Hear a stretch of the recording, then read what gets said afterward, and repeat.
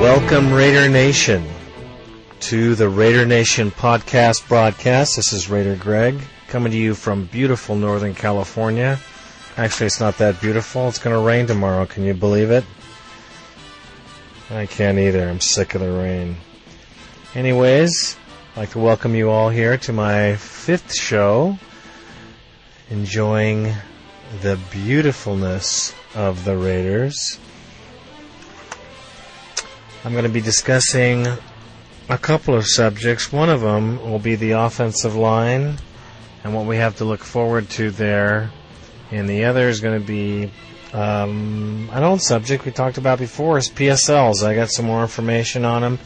And for all of those who like to go to the game, who like to see their Raiders live, well, this pertains to you, because if you're putting ducats down for your tickets, then that price might have gone up dramatically. Okay. So with the move, the offensive line, they moved Walker to the left guard position. The Raiders are going to have four huge tackles: Sims, Walker, Badger, and Gallery. Grove went to the center where he's supposed to be, where he played in college. Now, what does this mean for the Raiders? Four huge guys, four huge tackles means big guys pass protecting, keeping the defense from the pocket, keeping Collins safe so he can throw the long ball. That's the way Norv does things. That's his MO on the offensive line. He's always had big linemen. But when you have big linemen, what do you lose? What you lose is quickness. And what I mean by that is, if you look at the offensive line of the Denver Broncos and also the offensive line of the Kansas City Chiefs, you'll see that they're smaller guys, but they're much faster. And their running games, well, it's obvious. They're awesome. There's huge gaping holes in the line because the linemen can move upfield and block. Perhaps this is why last year Wheatley and Fargas had such poor numbers. Our running game was so poor because of the way they set up the offensive line. I hope not. What I'm hoping is, this is the second year, third year really, for some guys, that this line has been together. When you have a line together that long, not only do people get more mature, they get stronger and they get smarter, which is the best of all worlds. The other thing we have in our favor over last season is we have a new offensive line coach. His name is Jim Coletto. Well, Jim Coletto, his job is to make sure that the Raiders linemen play better than they played last year. Now, I don't think the Raiders would have brought a guy in. I don't think the Raiders would have brought a guy in if they didn't think they had problems in the offensive line. Now, Jim Coletto has 11 years of head coaching experience in college football. He has 38 years of experience in the NFL. He's a San Francisco native. He coached for Baltimore, and their offensive line had a 2,669-yard season. That's 170 yards per game. That's not bad in the running attack. I think this guy has got it down. I think he'll help Norv to make these big guys work. I don't think Coletto actually got them, but I know he knows what to do with them.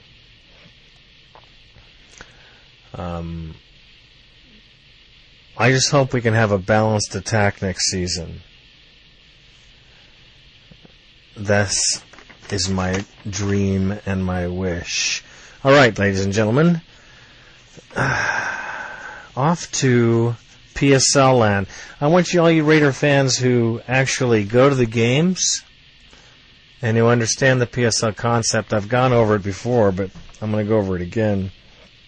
I want you guys to email me with your PSL questions. Email me with your PSL answers. Contact me so we can have some emails read on the broadcast. I'd like to do that. I have a couple now I'm going to read next show. Anyway, Raider fans, turn into Raiders Wrap. Look that up on the internet, Raiders Wrap. It's a website where you can pick up a petition that's going around from the 66th Street mob, which is probably the hardest core fans the Raiders have. These guys get up at 2 o'clock in the morning, 3 o'clock in the morning. They're there when the Raiders bus heads out to the airport in the morning.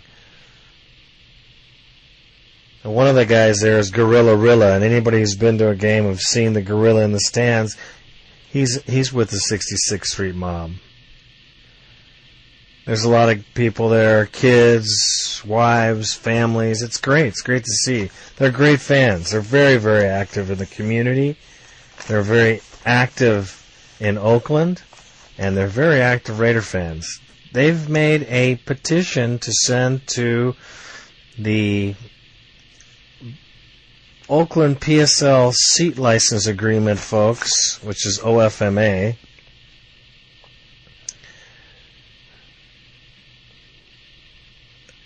letting them know exactly how they feel. I think it's a great idea. Log on to that site, and you can get that. I'm going to try to put that on my site.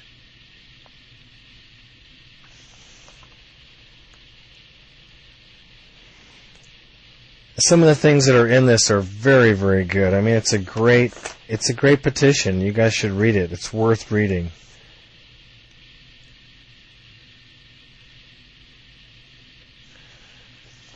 www.raiderswrap.com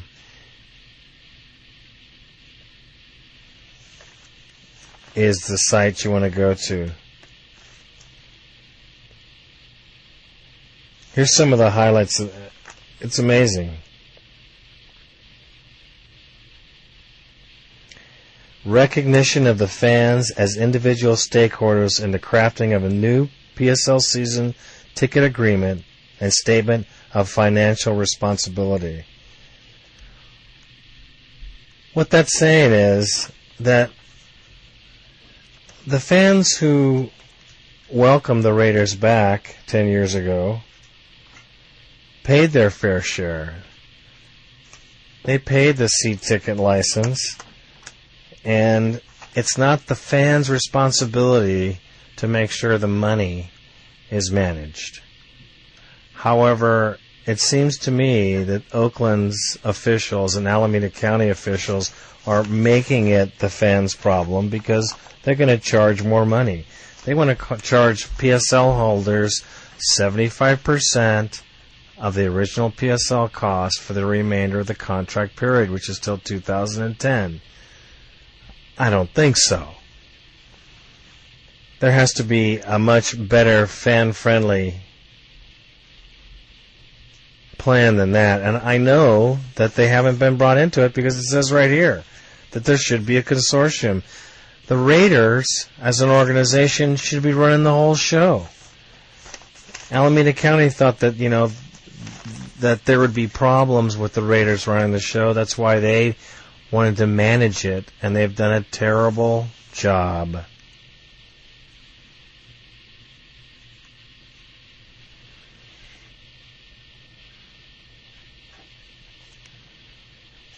$75% they want you to pay.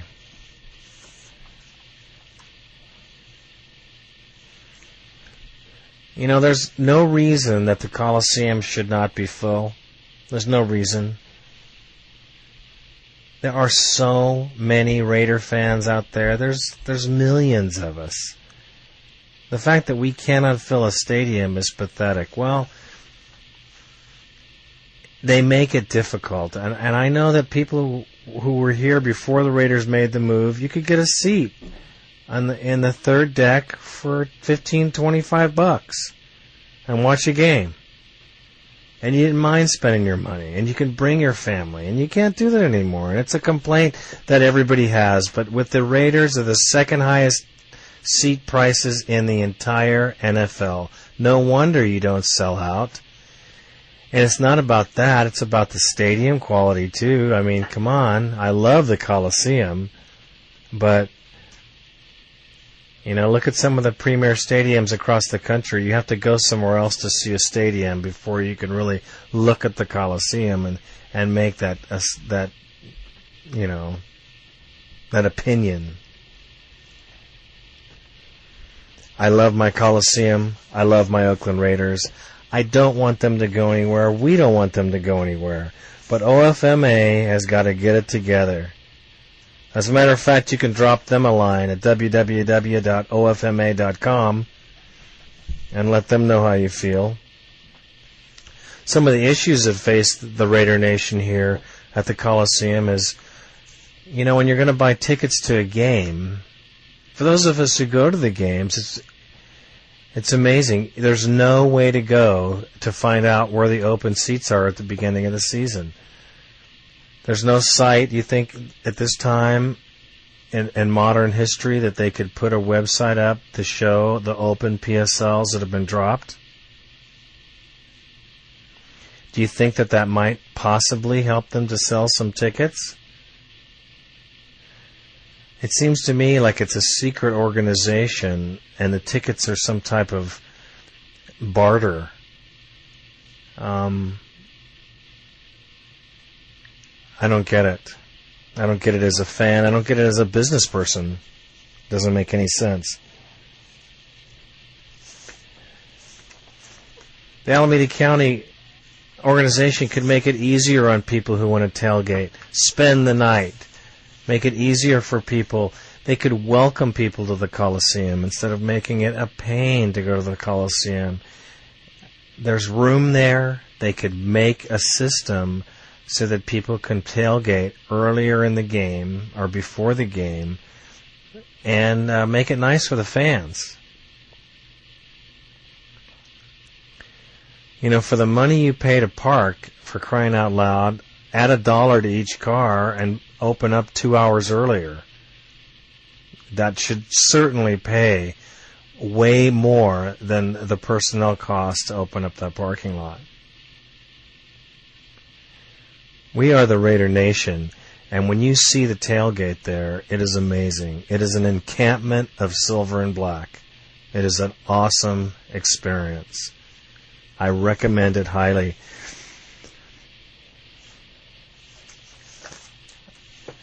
The Raiders could sell out every game if they promoted the tickets at a fair value, especially when you're coming down to the last 48 hours before the game.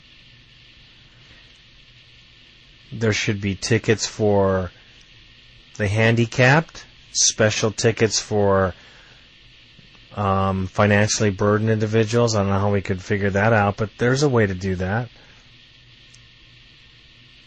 There's no reason all those seats that are out there in Mount Davis cannot be filled by fans. And once you get people coming to the park, Alameda County officials, you're going to have people coming back to the park because it's a hell of an experience. So I just want you Raider fans to know that there's organizations out there that are working hard to make it a better game and not corporate. This is down home. These are folks just like you and me, blue-collar fans who go to work every day and they dig deep in their pocket. I mean, this is an expensive sport. You guys have to know. You want to go to football, you better get your wallet out. And, you know, it just makes me wonder how many kids and how many guys that love the Raiders with a passion that get that one game a year that they can go see. Is there some other way we can get those tickets that aren't used to these people? This is how you're going to create a fan base. This is how you make those seats go away, along with a winning team. Of course, that goes without saying, which I think we're going to have this year, folks. I really do. It is shaping up to be one hell of a season. And if you noticed, I've looked at many, many sites, and anybody out there who's scanning the internet notices that the Raider Nation, the Raiders in Alameda, have been very, very quiet of late. There's not a whole lot going on. There's not a lot said. And you know, Raider fans, when that happens, something is happening. So expect some big news coming out here pretty soon, because when the Raiders are quiet, there's things moving and shaking. Terrell Owens is still on the radar. I know you guys laugh, but you just never know. I want to thank you all for tuning in to the Raider Nation podcast broadcast. This is Raider Greg. Good night now.